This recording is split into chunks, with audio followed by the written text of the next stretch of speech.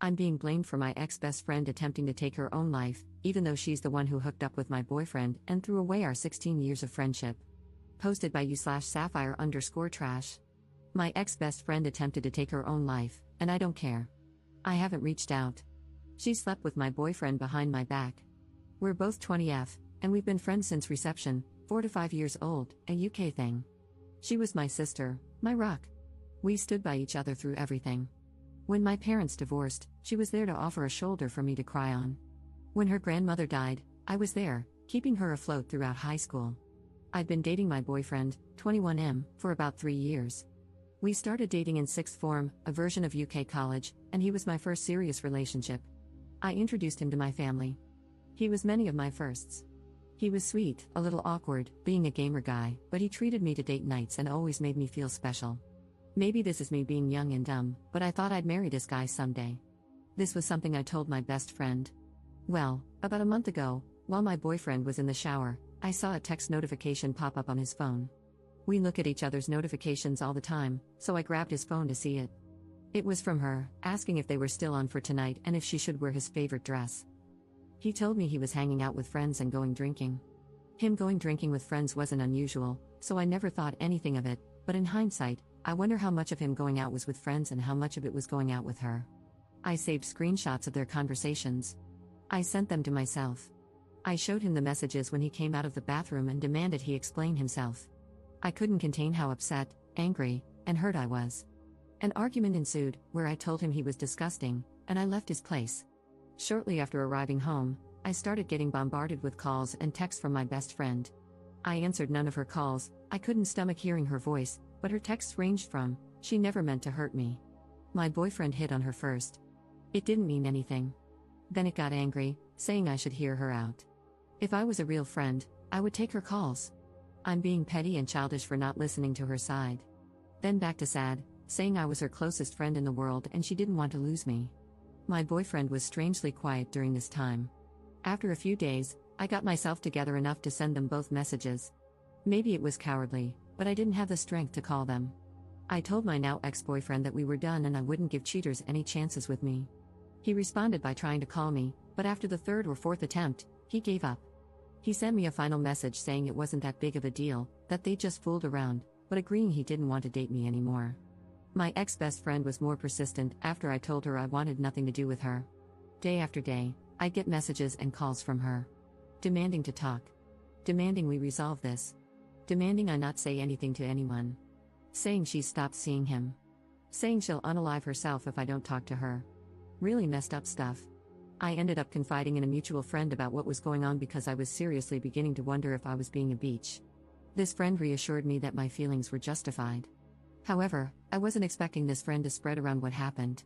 The gossip spread like wildfire, and a few days ago, my ex-best friend tried to take her own life. I said nothing.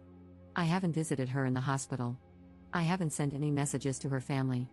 Now her older sister keeps messaging me, telling me I'm a heartless bitch for leaving her at her lowest. For not trying to prevent this. That everyone makes mistakes and that her sister didn't intentionally hurt me. Maybe it does make me a heartless bitch, but I don't care. I'm relieved she survived, but I'll never forgive her. I'll never forgive her betrayal. She destroyed our friendship when she slept with my boyfriend. Commenter. Good, don't contact her or her family, that's done for. You're not responsible for her mental health. And make better friends, not gossiping ones like the one who told everyone. Just cut them off. If your family tries to pressure you to be friends with her, warn them that you're not above going low contact with them. Block them all as well. Ops response. Unfortunately, I don't think the friend I confided in had intended for things to escalate so much. She really helped me understand that I wasn't being a terrible person for not giving my ex-BFF a second chance. She cheered me up and made me feel better, but she ended up telling the rest of our friend group, and after that, it was like Pandora's box had been opened. I've blocked my ex and my ex-BFF. I've also blocked her sister, and it's looking like I'll need to block one of her cousins too. This makes me a little sad because I was always so close with her cousins. My dad agrees with me 100% and told me I'm doing the right thing. When I told my mom, I could tell she was disappointed and tried suggesting that I talk to my ex-BFF, but I shut that down really quickly, and she backed off. Update 1 month later. Hey again. It's been a while. First, I want to thank everyone for all their comments and support. In hindsight, I now realize I wasn't being a beach, but in the moment, when I was being bombarded by texts and calls from her family, it's hard not to let those thoughts mess with your head. I didn't know if I was going to post an update, but some things have happened, so this might get a little long, sorry. Giving fake names, ex-BFF is Nikki, her older sister is Tammy, and ex-BF is Josh. I'll name anyone relevant as I go. So I mentioned in a comment that my mom wanted to speak to me later that day. I had a few replies warning me that she would try to pressure me into forgiving Nikki, and they were right. She came over to my dad's that evening and wanted a conversation in private. She asked if I'd spoken to Nikki yet. I said no. She asked if I was going to. I said no. I was trying to be as firm as possible because I knew what she was about to do. She asked, "Don't you think you should?" My response was, "No. I don't see why I should." I sent her a final message almost a month ago. This is where things began to really go south in the conversation. "Mum, love, she's in the hospital right now. She needs all the support she can get. You're meant to be her friend." I didn't even know about her condition until her mother called me. Me, really? I meant to be her friend after she slept with Josh behind my back? I didn't say anything about her because I didn't want to talk about her. "Mum, are you really going to hold on to a silly grudge? I understand she hurt you, but she's hurting so much more right now, love." Me, she's hurting? Mum, yes, you both are. I raised you to be a kind, forgiving person. Why can't you forgive her? Me, what? Like how Dad should have forgiven you? This wasn't my finest moment. I didn't bring it up before because it wasn't relevant, but the reason my parents' divorce was due to infidelity on Mum's end. And it wasn't just a one-time thing, not that it matters even if it had been, but my mum always believed Dad should have just forgiven her. I admit this was a low blow for me, and the conversation spiraled into an argument from there, with both of us saying some not-so-kind things to each other. Eventually, I decided the conversation was over because we were just going around in circles and heading into yelling territory, so I told her to leave and said I'd try talking to her again when we'd both calmed down. When she was leaving, she said this, "I hope you're not as cruel as your father." I'm typically not an angry person, but this infuriated and hurt me. I lived 50-50 between my parents. They both made sure I had everything I could need or want, but she felt her situation and struggles were undeserved. Dad never helped with bills or payments that didn't involve me. She expected more. Cheaters always do. I didn't say anything when she left. I just blocked her number and social media accounts and cried. She cared more about the girl who had hurt her daughter than about her own daughter. She realized pretty quickly what had happened and came back the next day, but Dad told her I didn't want to talk to her, true, and she had to leave. It took maybe half an hour before she finally left. The next few days, she kept trying to reach me through other people, but I stayed silent. The Friday after my post, I decided I felt calm enough to talk to her and unblocked her.